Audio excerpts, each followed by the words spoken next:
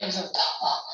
여러분 자격증을 따기 위해서는 본인의 노력이 반드시 필요해요. 그냥 60시간 수업 들으러 와서 가만히 앉아 있으면 물론 수업 때 열심히 들어요. 그러면 자격증 거둬내는 그런 시험 아니에요. 반드시 여러분들이 노력하셔서 따셔야 돼요. 그런 시험이면 따도 의미가 없겠죠. 내가 노력해서 열심히 해서 얻을 수 있는 자격증이 취득했을 때도 의미가 있기 때문에 어려운 거야? 그래? 내가 그런 가치 가져보자.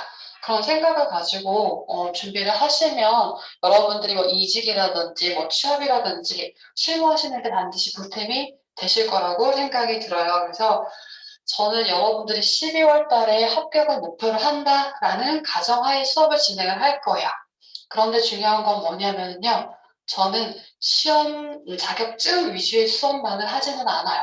근데 그러면 60시간이라는 시간은 결코 긴 시간이 아니에요. 그래서 여러분과 저희 협조가 굉장히 중요해요.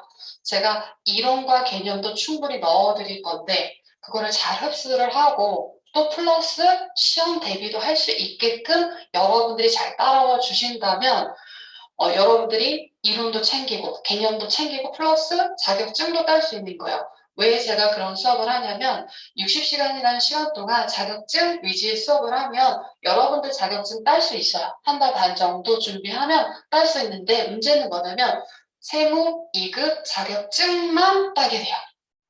여러분들은 다양한 기업, 뭐 업종, 다양한 자격증에 또 도전하시고 활용을 하셔야 되는데 이 자격증밖에 머물지를 못해요. 여러분 각자 귀한 시간 내서 공부하는데 활용도 높게 쓰시려면 60시간 투자해서 그 이상의 걸 얻어내셔야겠죠. 그걸 만들어 드리기 위해서 제가 최대한 노력을 할 거니까 여러분들 그만큼 따라와 주신다면 좋은 결과 나오실 수 있을 거라고 저는 생각을 하고요. 그래서 제가 지금 이렇게 하는 이유가 보시면 아까 이제 부탁도 제가 드렸는데요. 이왕이면 유튜브로 녹화를 할 예정이에요. 여러분들이 한 번 듣고 또 듣고 근데 지금 여기 프로그램 설치가 되어 있지 않아가지고 제가 오늘은 줌으로 녹화를 지금 하고 있는 거예요. 그래서 이제 아까 오셔서 제가 프로그램 요청을 드렸어요. 그래서 뭐 빠르면 다음 시간, 그 다음 시간부터는 유튜브로 촬영을 할 수가 있을 것 같아요. 그래서 여러분들이 최대한 활용하실 수 있는 자료를 제가 만들어 드릴 거예요. 한 번 들어서 100을 알기는 힘들어요. 듣고 또 듣고 본인이 노력하고 연습을 하셔야 돼요. 근데 그러다 보니까 제가 수업을 진행을 할 때 그냥 막 판서하고 있는 그대로 막 표현을 하면 편해요. 근데 이 화면 안에서 녹화를 해야 되기 때문에 제가 앉아서 수업을 해요. 그럼 이제 범위가 제한적이기 때문에 수업상 이 상황상 조금 불편함이 있을 수 있어요.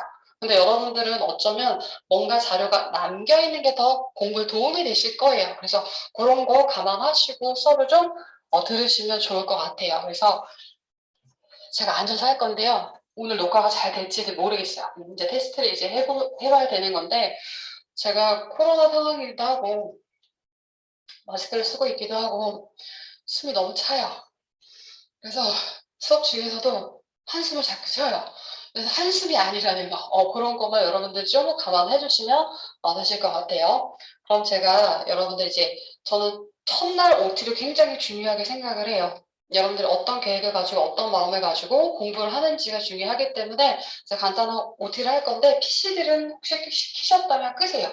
오늘은 PC가 필요하지 않으니까 끄시고 수업에 집중을 하시면 될 거고요. 내가 12월 달에 나 굳이 자격증 안 따요. 그러실 수 있어요. 다음에 따셔도 괜찮아요. 그런데 자격증 딸 것처럼 공부하세요. 실무도 마찬가지예요. 내가 수업을 들으면요. 오, 그래, 이런 거였구나. 이렇게 생각을 해요. 근데 돌아서면 잊어버려요.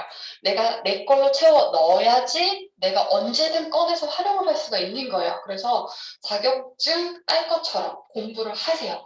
그래야지 개념들이 차곡차곡 쌓여서 흐름을 여러분 스스로가 탈 수가 있어요. 그래서 한번 돌아봐야지 그렇게 마음을 먹으면 되게 생각이 되게 풀어져요. 집중도가 떨어져요. 그러니까 자격증 위주의 수업은 아니지만 내가 자격증 따는 마음으로 수업을 좀 들으시면 좋을 것 같고요. 제가 자격증 우리 이제 오랜만에 들으신 분들 있는데 간단하게 세무 2급 과정에서 어떤 걸 배우는지, 내가 어떻게 목표를 세워야 되는지 한번 설명을 드리고 시작을 할게요.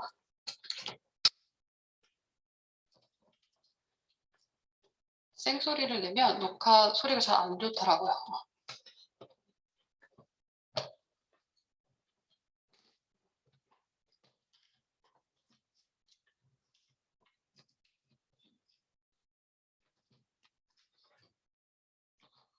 어두우신 분들은 좀 그나마 밝은 자리로 좀 이동을 하시면 될 것 같고요.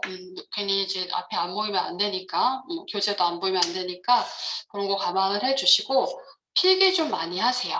수업에 집중을 하는 것도 있고 내가 뭔가 남겨두는 게 있어야지 혼자 공부하실 때 연결고리가 되실 거예요. 그래서 어떤 내용이 됐던 좀 필기를 많이 하세요. 그리고 원래는 제가 이렇게 태블릿 PC를 써요. 펜 되는 거. 근데 여기는 그것까지 연결하면 굉장히 이제 상황이 안 돼요. 그래서 제가 마우스로 글씨를 쓸 거기 때문에 글씨가 굉장히 글씨가 아닌 거죠. 막 지렁이처럼 나올 수 있어요. 그래서 그런 것도 조금 이해를 해주시고 들으시면 될 것 같아요. 자, 우선은 우리 99회예요. 12월 달에 보는 시험이 99회 시험이고 토요일 날 시험 보실 거고요.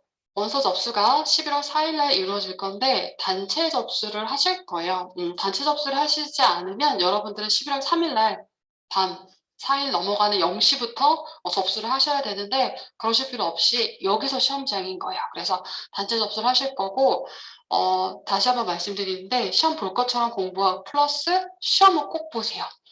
시험을 보고 안 보고는 굉장히 큰 차이점이 있어요. 여러분들이 혼자 공부할 때도 이건가? 내가 뭐 고민하다가 답을 봐요. 근데 시험은 답을 내가 결정을 해야 돼요. 그 결정하는 순간에 여러분들이 공부했던 내용들이 정리가 되시는 거예요. 그 과정을 거치시는 게 굉장히 중요하기 때문에 반드시 시험은 보세요. 그리고 내년 첫 시험은 보통 2월 달에 있고요. 한 2월 15일에서 한 20일경 그쯤에 있는데 매회 첫 시험은 전년도 기준을 따라가요. 개정세법이 반영되지 않은 이제 여러분들이 이번에 공부를 하시면 내가 부족한 내용이 있다라고 하면 수업은 우리가 12월 1일 날까지죠. 끝나고 나서 내가 수업은 잘 들었어. 그런데 시험에 합격할 자신은 없다. 그러면 시험은 보시는데 보셔도 되시는데 만약에 기출문제 더 열심히 풀어가지고 조금 시험 때 합격률 높이고 싶다. 그러면 이렇게 시험을 준비하셔도 되세요. 자, 우리 자격증 설명으로 넘어갈게요, 제가. 평생 자격증이죠? 한번 따놓으면 평생 이어지는 자격증이에요. 100세 시대니까. 네, 여기 보시면 5년은 갱신이에요. 여러분 자격증 회계 1급 취득하신 분들은 이제 이미 아시겠죠? 5년마다 갱신을 하게 돼요. 회계 기준은 물론 잘 바뀌지 않지만 변경된 사항들이 당연히 있을 거고요. 우리 IFRS가 들어온 것 같고 한국 재택 그런 내용들도 있고 세법은 매년 그 당해에도 중간에도 많이 변경되는 부분들이 있죠. 그래서 그런 것들 때문에 얘네들은 갱신을 해야지만 여러분들 평생 자격을 유지하실 수가 있으세요. 근데 이거는 한국세무사의 자격시험 사이트에 들어가셔서 동영상 강의 들으시고 10문제 푸시는 거야. 웬만하면 다 통과를 하세요. 그리고 자격시험을 이제 요 갱신을 하지 않다 하더라도 유지가 되세요. 언제든지 하면 돼요. 내가 회계 1급을 옛날에 땄는데 이거 갱신 안 했다. 근데 다시 회계 1급을 따려고 하면 어차피 시험 접수 조차 안 돼요. 그러니까 한마디로 평생 자격증이 되시는 거예요. 자, 그러면 우리는 세무 2급이에요. 회계를 지나서 오셨는데 한번 큰 차이점을 볼게요. 여기서부터 잘 연결을 하세요. 기초는 회계 2급부터였는데 회계 2급은 개인 기업이에요. 개인 기업의 특징은 뭘까요? 제가 하는 모든 얘기들은 여러분들이 다 가지고 가면 도움이 될 만한 얘기들이에요. 회계 2급은 너무 기초적인 거긴 한데 제가 얘를 100원에 사와서 200원에 팔아요. 그럼 우리는 얘를 뭐라고 부를까요? 상품. 그럼 상기업이에요. 그런데 우리는 얘를 만들어서 팔아요. 얘를 만들어서 300원에 팔았어요. 회사는 이익을 계산을 해야겠죠. 얘를 파악하려면 뭐를? 얘 만드는 데 들어간 제조 원가를 파악을 해야 돼요. 그게 제조업이에요. 그럼 얘는 제품이 되겠죠. 그래서 우리 시험 과정에서 보시면 회계 1급부터 제조업을 가정을 하는 거예요. 그리고 법인 기업을 가정을 합니다. 그럼 개인과 법인 기업의 차이점이 뭘까요? 우리 법인은 주식회사라고 생각을 기본적으로 하시면 되는데 개인은 개인 사장님이 사업을 하는 거예요. 사업하려면 뭐 필요해요? 사업 자금 필요하겠죠. 그럼 사업 자금을 어떻게 조달해요? 자기 사장 주머니에 든 거 가지고 사업을 시작을 하는 거예요. 돈 벌면 어디에 넣어요? 자기 주머니에 넣으면 돼요. 자, 여기서 주머니란 뭘까요? 자본이 되는 거죠. 자본이 되는 겁니다. 제가 여러분들한테 질문하는 이유는요. 두 가지가 있어요. 여러분들 스스로 개념을 자꾸 연결하시고 또 하나는 제가 손 좀 돌리려고 열심히 답하시면 되세요. 자, 주식회사 설립을 했어요. 그럼 주식회사에 자금을 조달하는 방법은 뭘까요?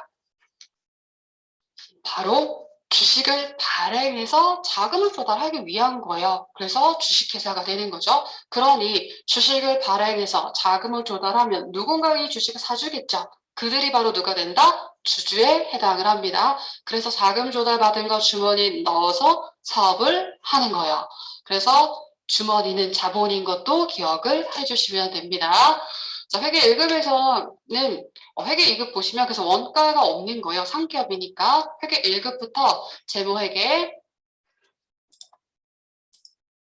들어가는 거고요. 그래서 원가회계가 들어가죠.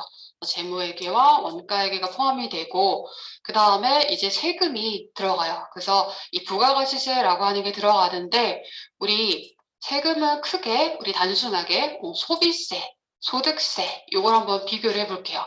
소비하면 세금 과세된대요. 소비하는 과정에서 또 소득이 발생하면 세금을 과세한대요. 그래서 소비세 대표적으로 배운 게 바로 여러분들이 배운 거는 부가가치세에 해당을 하겠죠. 부가가치세가 뭐예요? 배웠잖아요. 그렇죠. 그렇죠. 배웠잖아. 회계 1급 때 배우고 왔다. 전제가 되죠. 자, 그럼 이제 어떻게 해야 돼요? 완벽해 주셔야겠죠? 최소한 회계 범위에서는 기본적인 개념은 누군가 물어봤을 때 표현할 수 있을 정도는 돼야 내가 자격증 취득할 수 있다라는 얘기야. 자, 여러분 소비 어떻게 해요? 이렇게 하죠. 누군가 생산을 해요. 유통의 단계를 거쳐서 나에게 오는 거예요. 내가 소비하는 거죠.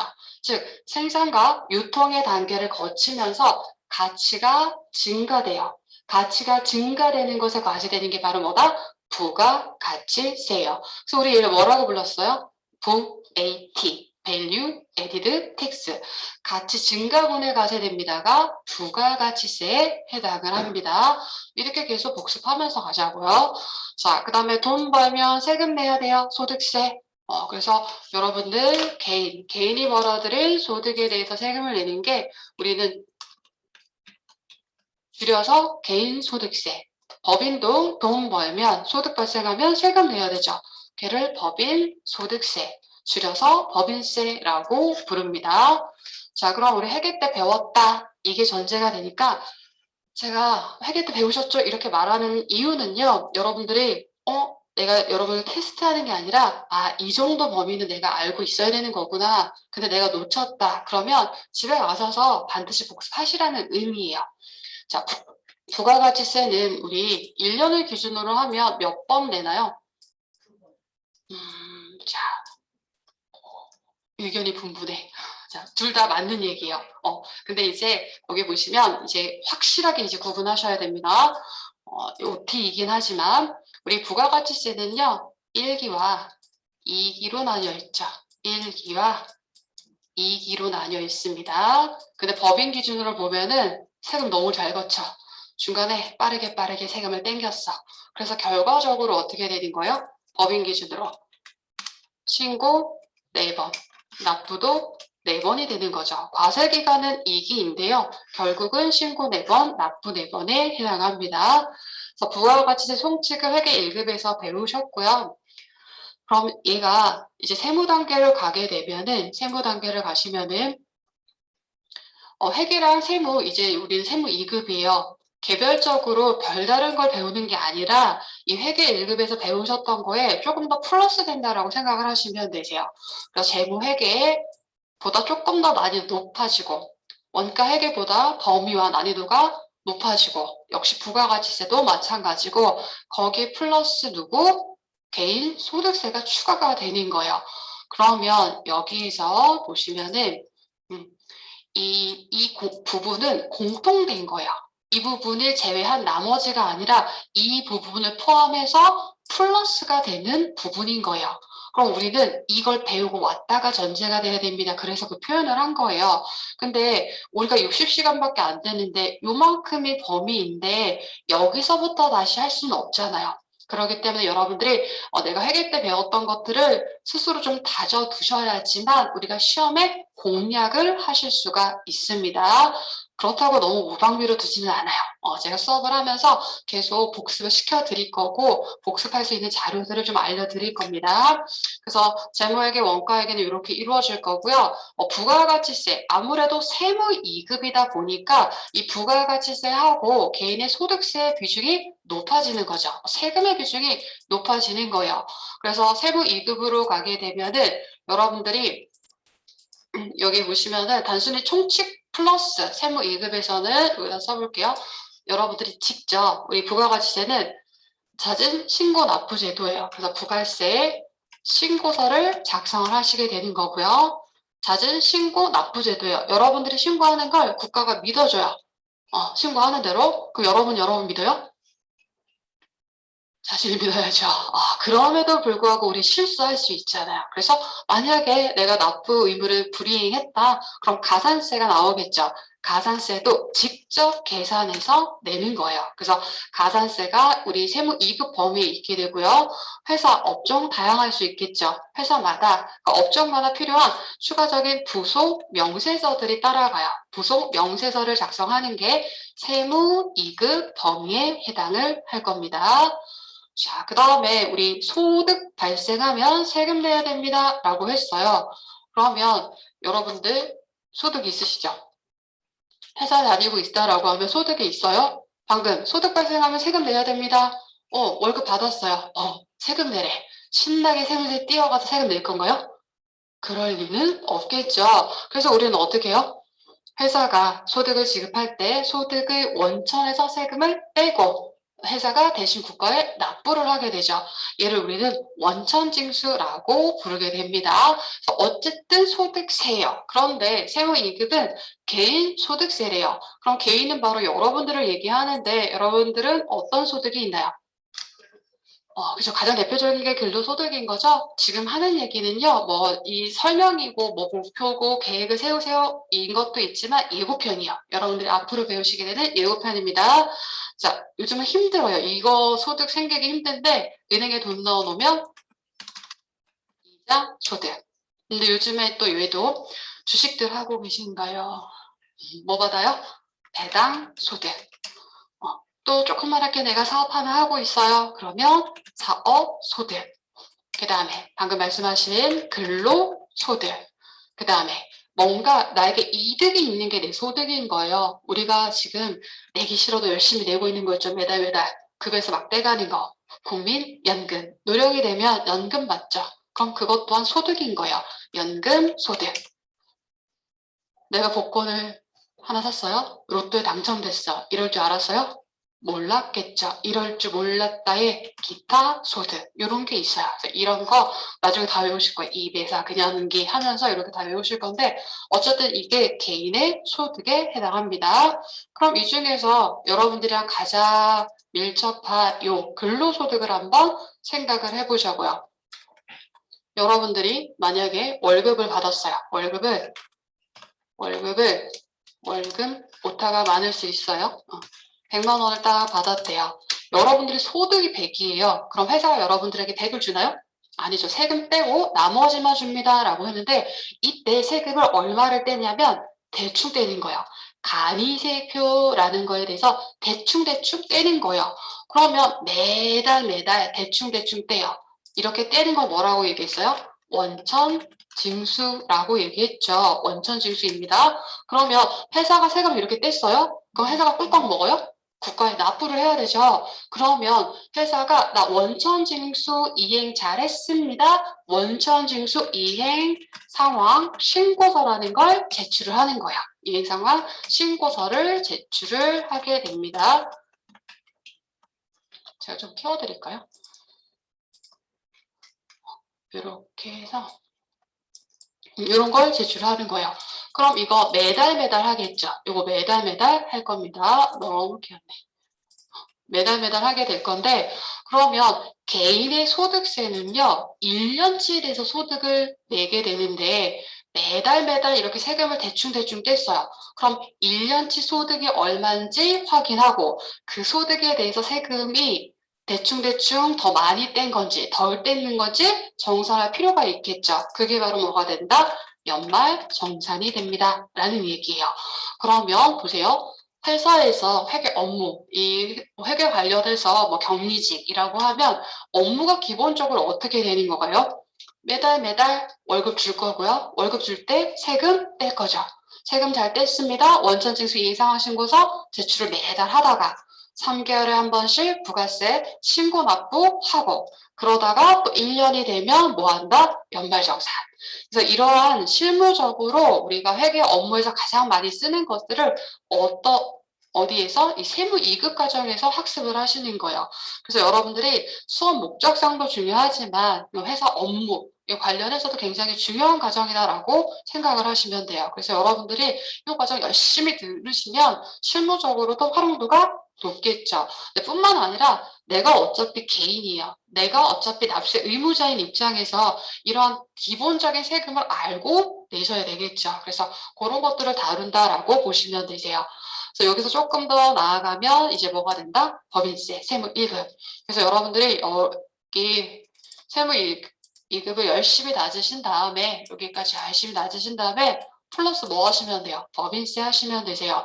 제가 아까 전에 오셔서 회계를 언제 하셨어요? 이렇게 물어보셨는데 최근에 하셨다 하더라도 저는 괜찮아요. 무슨 얘기냐면 회계를 딱 공부를 하고 합격자 발표도 안 했죠, 아직? 안 했는데 나 회계 1급에 합격하고 세무 2급을 배울래요? 저는 그렇게 썩 추천하지 않아요. 왜냐면 내가 하나 공부했을 때 100을 알 수는 없어요. 전공자들도 시험은 공략이기 때문에 개념 잘 정리해서 공략 필요한 거예요. 근데 회계만 배워서 개념 잘 안 생겨요. 그럼 조금 더 넓은 범위에서 배우다 보면은 이 부분이 어느 정도 더 여러분들 스스로 정리하는 시간을 가질 수가 있어요. 그래서 여기서 발동동하지 마시고 이 조금 더 어려운 걸 배우다 보면 얘는 이제 껌 되는 거예요. 그렇게 앞으로 전진하세요라고 말씀을 드려요. 그래서 여러분들도 요거 지나서 넘어가는 곳이 있잖아요. 열심히 60시간, 20일 동안 잘 다지셔서 결과랑 상관없이 내가 60시간 수업 듣고 나머지는 어떻게 하면 돼요? 기출문제만 내리 열심히 풀면 시험을 공략을 한다고요. 그러면 세무 1급을 가서 법인세라는 거를 새로운 개념을 배워보는 거예요. 그리고 여기서 발동동하면 되죠. 나머지는 계속 혼자서 연습할 수 있으니까 그런 식으로 여러분들이 계획을 좀 짜시면 개인적으로도 조금 이직이나 뭐 업무 하시는데 도움이 좀 많이 되실 것 같아요. 그래서 이렇게 기본적인 설명을 좀 드렸고요. 그런 다음에는 제가 수업을 어떻게 진행을 할 거냐면은요. 지금 여기서 보시는 것처럼 우리가 요거 다 할 수 없잖아요. 추가되는 거 해야 되잖아요. 세무 2급 범위를 해야 되잖아요. 근데 세무 2급이다 보니까 제가 이 부가가치세는 처음부터 할 거예요. 왜냐면 이 비중이 크다라고요. 그래서 그때 여러분들이 내가 회계 때 조금 부족했던 거 있는데 그럼 혼자 보이지 않게 열심히 따라오시면 돼요. 왜?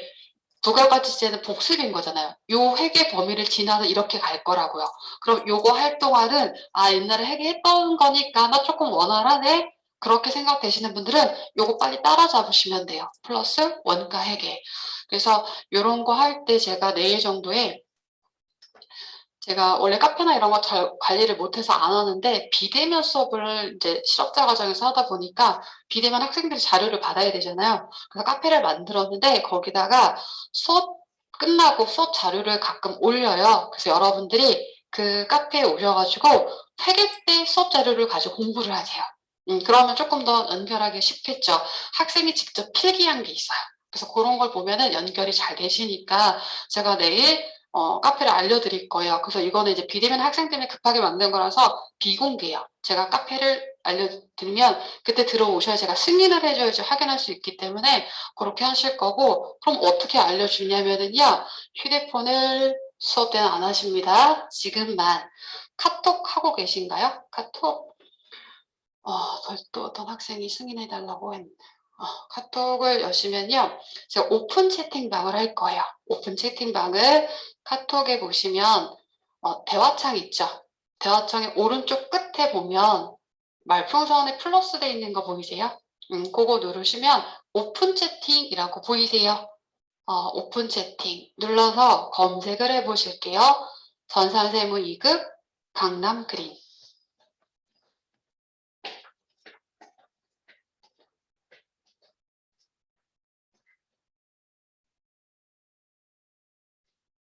맞아요. 참여 코드는 오늘 냈죠. 네, 맞아요. 참여 코드는 오늘 냈죠. 맞습니다. 참여 코드는 오늘 냈죠. 들어오시면 돼요.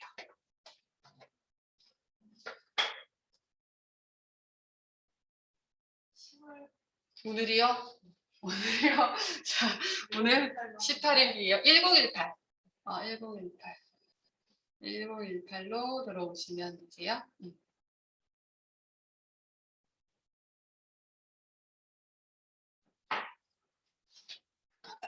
이렇게 해서 자료도 공유하고 활용을 할 거예요. 공부하다 중간에 모르는 게 있다. 그러면 여기다 남기시는 거예요. 그런데 답이 바로 안 갈 수 있어요. 절대 상처받지 않습니다. 제가 언젠가 보고 확인하면 답해줄 거고요. 모두가 알아야 되는 거고 텍스트로 설명하기 좀 버거우면 수업 때 만나서 제가 알려드릴 거예요. 근데 제 답만 기다리지 마시고 실무하시는 분들도 있어요. 답하셔도 돼요. 서로가 자료도 공유하고 같이 공부해 가시면 됩니다. 뭔가 질문을 한번 던졌을 때 내가 개념이 더 생기고요. 역시 대답을 한번 해줬을 때 정리가 또 되세요. 그러니까 이런 공간 만들어서 진행을 해볼게요. 저는 여러분들이 하신다면 최대한 제가 해드릴 수 있는 만큼 최대한 도와드릴 거예요. 열심히만 하시면 이렇게 해서 활용을 하는 걸로. 그럼 오늘 수업은 이제 한동안 조금 이제 그렇게 회계 1급을 다지면서 나갈 거라서 어떻게 하냐면 부가가치세를 이렇게 해서 쭉 나가는데 대신에 속도감은 조금 있게 나갈 수밖에 없을 거예요. 그거 이해를 해주시고요. 그다음에 이 재무회계는 아까 말씀드린 것처럼 그 게시판 활용 또는 본인이 회계 때 배웠던 그 교재 가지고 활용하시면 돼요. 그리고 네, 요즘 이제 내용도 파악을 하셔야 되니까 게시판 활용을 많이 하시면 될 것 같아요. 요 내용 재무회계 세무 2급 범위를 먼저 시작을 할 거예요. 두 개 같이 시작할 거예요, 수업을. 그래서 부가세도 회계 때 좀 부족했던 거 따라잡으면서 세무 2급 범위를 하면 어떤 효과가 있냐면, 나 근데 이 60시간까지 세무 2급 수업은 열심히 들을 건데, 이번에 시험 공략도 할래. 기출문제 좀 빨리 풀고 싶을 수도 있잖아요. 그러면 이 재무회계 세무 2급 범위를 나중에 하면, 그런 게 조금 늦춰질 수 있으니까 요거 미리 하면 좀 많은 범위들이 미리 준비가 되실 거예요. 그래서 그런 식으로 제가 진행을 할 거라는 거. 그래서 이론을 먼저 할 거기 때문에 PC는 키지 않을 거라는 거 보고 말씀을 드릴 거고요. 세무 2급 하실 때 계산기 꼭 가지고 다니세요. 직접 계산을 하셔야 돼요. 결과물을 자꾸 보셔야 됩니다. 12자리 이상을 준비하십니다. 12자리 이상. 공학용은 안 되고요. 물론 사용은 가능하신데 시험 때 어차피 못 가지고 가요. 구입을 하셔야 된다라고 하면 공학용만이고 일반 12자리 이상으로 구입을 하셔서 쓰는 날 대부분 쓸 거예요. 단순해 보여도 암산하지 마세요. 우리는 지금 두뇌 개발할 나이 아니잖아요. 빨리 계산은 정확하게 계산기 시키고 우린 나머지 더 중요한 것들을 하자고요. 그래서 계산기도 활용하면서 연결을 하도록 할게요. 그러면 오늘은 워밍업이에요. 이따 부가가치세 진도 나갈 거고요. 오늘의 워밍업은 이제 재무회계 여러분들 회계 때 얼만큼 잘 했는지 또는 얼만큼 개념이 잘 가지고 가고 있는지 정비하는 차원에서 제가 회계 1급을 이제 연결을 할 건데요. 그리고 교재도 말씀을 드려야 되는데 제가 이렇게 수업을 진행하는 것도 있고 우리는 1페이지부터 마지막 페이지까지 제가 책 읽는 사람은 아니잖아요. 그죠? 책만 읽을 거면 혼자 읽는 게 낫잖아요. 그래서 제 수업 자료를 가지고 그거 위주로 할 거예요. 근데 교재에 있는 내용과 거의 유사하겠죠? 근데 어떻게 보면 결과적으로 말씀드리면 교재보다 현행에 이런 내용을 더 잘 담고 있다고 생각을 하시면 되세요. 이 교재가요. 교재마다 장단점이 다 있어요. 버릴 내용들도 있고 좀 광범위한 부분들도 있으니까 그런 거 감안하시는데 제가 여러분들이 공부할 수 있는 자료를 좀 많이 만들어준다는 의미에서 교재 플러스 자료. 그래서 교재는요, 수업 끝나고 여러분들 집에 가서 쭉 읽으세요. 그렇게 하면은 프린트하고 또 이런 표현의 개념들도 연결하실 수가 있으니까. 그래서 제가 스스로 공부하시는 걸 원하긴 하는데 뭘 해야 될지 모르시는 분들이 있는데, 뭐 내일 정도에는 재무회계, 유동자산에 당좌자산과 뭐 재고자산 이렇게 진도를 나가시면 돼요. 딱딱딱 진도를 나가셔서 분량을 정해놓고 재무회계를 따라와 주세요. 자, 그럼 이제 먼저 시작을 할게요.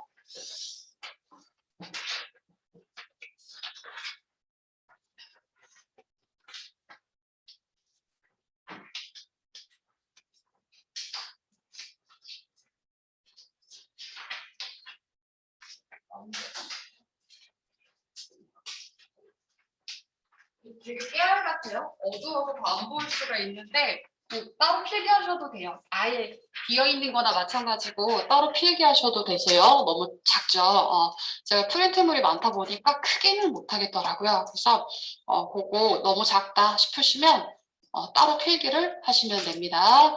자, 배웠던 게 기억나세요? 이거 이제 회계 1급에서 배우셨던 내용들이에요. 근데 이게 전체를 훑는 거기 때문에 요거 가지고 한번 다져볼게요. 회계를 한번 다져봅시다.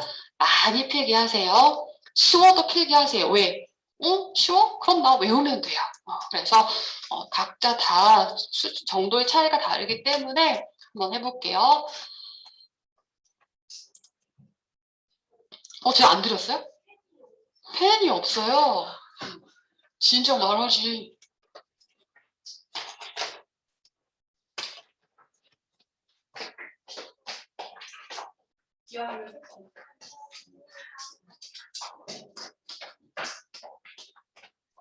저 주지 마세요.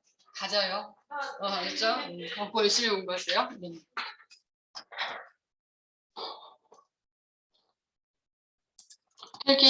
본인이 필기하는 거 되게 중요해요. 엄청 기초적인 거 좀 해볼게요. 여러분 재무상태표 약어를 뭐라고 배우셨어요? SFT? BS? 저 BS라고 불러요. 재무상태표. BS, 약어로 BS. 이제 마다마다 다르게 하시는 분들이 있는데, 우리 옛날에 재무상태표 대체대조표라고 불렀었던 때가 있어요. 차변과 대변 일치시키는 거, 밸런스가 맞아야 된다. 그래서 BS가 더 편하잖아요. 세 글자 너무 힘들잖아. 그래서 저는 재무상태표를 BS라고 부를 겁니다. BS. 엄청 기초적인 거 좀 한번 써보세요. 제가 뭘 하려고 하는지 개념부터 챙기고 가세요. A4 용지가 없어? 그러면 이거 진짜 왜요? 뭐든지 다 달라고 하셔서 제가 주시는 거 다 줄게요. 자, 얼른 그려보세요. 이렇게만 그렸어요? 얼른 메꾸세요. 다 회계 기초잖아요.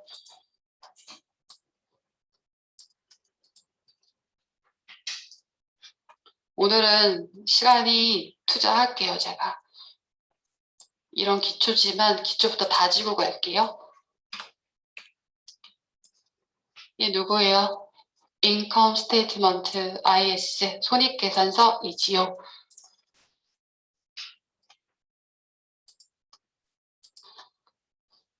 재무상태표란 배우셨죠? 뭐 일정 시점. 그래서 우리는 결국 12월 31일 시점이에요. 크기는 조절을 못해요. 감안해 주시고 예쁘게는 안 나와요. 10월 31일 시점에 재무상태를 나타내는 거고요. 시점과 시점의 재무 상태만 가지고는 우리가 유용한 정보가 될 수 없겠죠. 회계라고 하는 건 뭐였어요? 회계란 뭐였어요?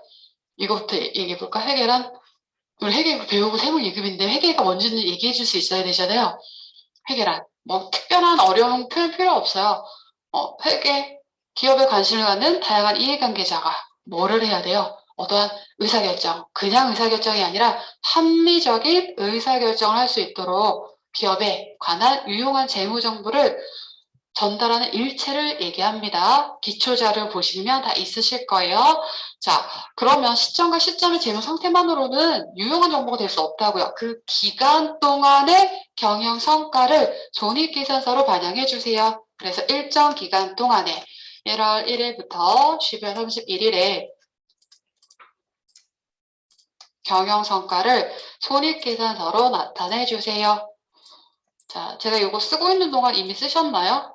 쓰셨어야 되는데, 자, 차변에, 재무상태표 차변엔 누가 오고? 자산. 대변에는 누가 오고요? 부채. 그리고 자본. 왜요? 아니, 회계가 사회가격인데 외우가 어딨어요? 이렇게 하기로 약속했죠. 그게 정답이죠. 그럼에도 불구하고 여기서 외우는 뭐냐면, 아니, 왜 자산만 얘기하면 됐지? 굳이 부채까지 해야죠. 마치 이런 거예요. 뭐 남녀 구분 없이 누군가 만났어. 자산이 좀 많대. 강남에 집이 10억짜리가 있고 외제차도 1억짜리 있대. 근데 알고 봤더니 다 대출이고 다 할부야. 이럴 수 있다라는 거죠. 그냥 자산만 보여주는 게 아니라 무엇도 이 자산을 어떻게 이루었는지 원천을 밝히라라는 거예요. 타인 자본으로 이루었는지 자기 자본으로 이루었는지 원천을 밝힙니다. 그래서 재무상태표는 자산, 대변에는 부채와 자본을 나타내시면 되세요. 자, 그럼 손익계산서 차변엔 누가 와요? 그렇죠. 차변에는 비용, 대변에는요 수익. 제가 요로 얘기해 볼까요? 이거 회계 기초 때 하는 얘기인데 첫날 1교시 때 하는 얘기인데 1교시 제가 꽃장사를 해요. 하루 동안. 새벽에 꽃시장에 나갈 때 주머니 30만 원 넣어서 꽃시장에 나가요. 그래서 꽃을 샀어요. 그리고 초등학교 앞에 가서 열심히 팔았어. 하루 동안. 저녁에 됐더니 주머니가 두둑해. 100만 원이 들어있대요. 자, 저 꽤 벌었죠? 여기서 질문. 수익 얼마예요? 그럼 이익은 얼마인데요? 그렇죠. 자, 우리는 명확해지자고요. 다시 기초하는 이유가 있었겠죠. 자, 수익은 얼마? 우리 수익이라고 하는 건 경영활동을 통해서 벌어들인 경제적 효익이에요. 번 돈을 얘기하는 거예요. 저 얼마 벌었어요? 100만 원 번 거예요. 자, 수익이라고 하는 거 이거 제 게시판 가면 다 써 있어요. 아니면 제가 카톡으로 한번 보내드릴게요. 경영활동을 통해서 벌어들인 경제적 효익이에요. 저 100만 원을 벌었대요. 근데 100만 원이라고 하는 수익은 하늘에서 뚝 떨어지는 거 아니죠. 반드시 이런 수익을 얻기 위해서 지출된 게 있겠죠. 수익을 얻기 위해서 지출된 것만을 뭐라고 부른다? 비용이요. 돈 나갔다고 비용이 아니라 수익을 얻기 위해서 지출된 것만이 비용입니다. 저 100만 원 벌기 위해서 비용 얼마 들었대요? 30만 원. 그래서 저는 비용이 30만 원이에요. 그래서 수익하고 비용을 비교했더니 수익이 더 크더라. 그래서 저는 뭐가 나왔다? 그 차익만큼 이익이 났다. 라는 얘기죠. 이제 명확하게 구분하셔야 됩니다. 수익은 번 것, 이익이랑 수익에서 비용 뺀 게 이익에 해당을 합니다. 그럼 또 하나 해볼까요? 맨날 이런 기초 원리 다졌으면 좋겠죠. 하나 더 해볼게요. 질문. 제가 원래 그림을 잘 그리진 않아요. 이게 뭐예요? 제가 뭘 그린 걸까요? 잘 그린 것 같아요. 자, 차예요. 제가 이거 얼마냐? 모닝이. 1000만 원짜리 모닝이를 샀대요. 1000만 원짜리, 이렇게 힘들게 그리고 있었지? 1000만 원에 지출이 발생을 했습니다. 돈 나갔어요. 그러면 우리 이 1000만 원 돈 나갔을 때 얘를 자산으로 처리하나요? 비용으로 처리하나요? 뭐라고 처리하나요? 정의를 보셔야 되죠. 정의. 자산이라고 하는 건 뭐예요? 이것도 역시 어려운 표현 다 잊으세요. 쉬운 거. 자산은 나에게 어떤 미래 경제적 효익을 가져다주는 자원을 얘기하는 거예요. 쉽게 쓰세요. 미래 경제적 효익. 이런 게 자산인 거예요. 내 거, 내 거. 뭔가 나에게 이득을 줄 거, 효익을 줄 거. 그 다음에 이왕하는 거 하나 더. 실물은 없지만 받을 권리. 받을 권리도 자산입니다. 딱 두 개 기억하시면 돼요. 나 원래 우리 회사가 10억이 통장 안에 있었는데 거래처 10억을 빌려줬어요. 그러고서 재무상태표에 땡장 한 푼 없는 회사입니다. 라고 보고하는 게 아니라 10억을 빌려줘서 돈 받을 권리 10억이 있습니다. 라고 나타내 주는 거예요. 그래서 받을 권리도 뭐다? 자산에 해당합니다. 자, 그럼 비용 아까 얘기했잖아요. 비용은 뭐라고요? 돈 나갔다가 비용이 아니라 뭐 수익을 얻기 위해 줄 또는 발생하는 것만을 우리는 비용이라고 불러요. 그러면 이 차를 딱 산 이 시점에는 이 차가 저에게 어떤 수익을 가져다 줬나요? 아니죠. 앞으로 쓰면서 미래 경제적 효익을 기대할 수 있으니까 1,000만 원의 지출을 우리는 뭐라고 처리를 해뒀다? 차량, 문방구라는 자산으로 처리한 거죠. 그렇게 원리로 계속 따라가시면 돼요. 원리. 차량, 문방구. 라는 자산으로 처리했죠. 그러면 이 차는 1년만 쓰고 버릴 거예요? 아니죠. 1년 이상 사용을 한다고요. 1년 이상 쭉 사용을 하게 됩니다. 그럼 1년, 2년, 3년, 4년 쭉 사용을 하게 되는데 그러면 이 자산이 1년, 2년, 3년 내내 1,000만 원의 가치일까요? 아니겠죠? 얘 또한 시간이 지남에 따라 사용함에 따라 어떻게 돼요? 가치가 점점 줄어들겠죠. 가치가 점점 줄어드는 걸 우리는 감가라고 부릅니다.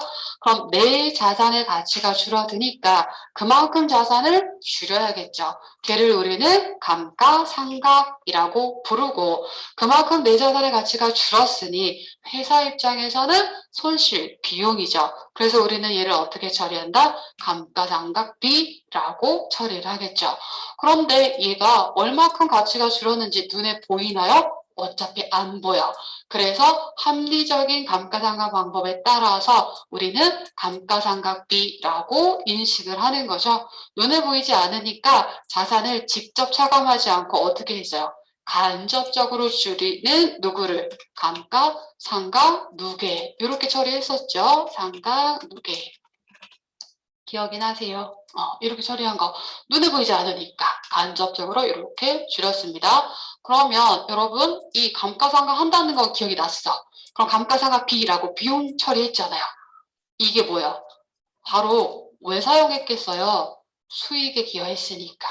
그때 가서 수익에 기여한 거에 대한 이렇게 비용으로 인식을 하는 거예요.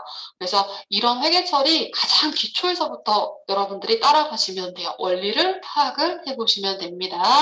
그래서 이거 정말 기초인데 이거 잘 정리하시고요.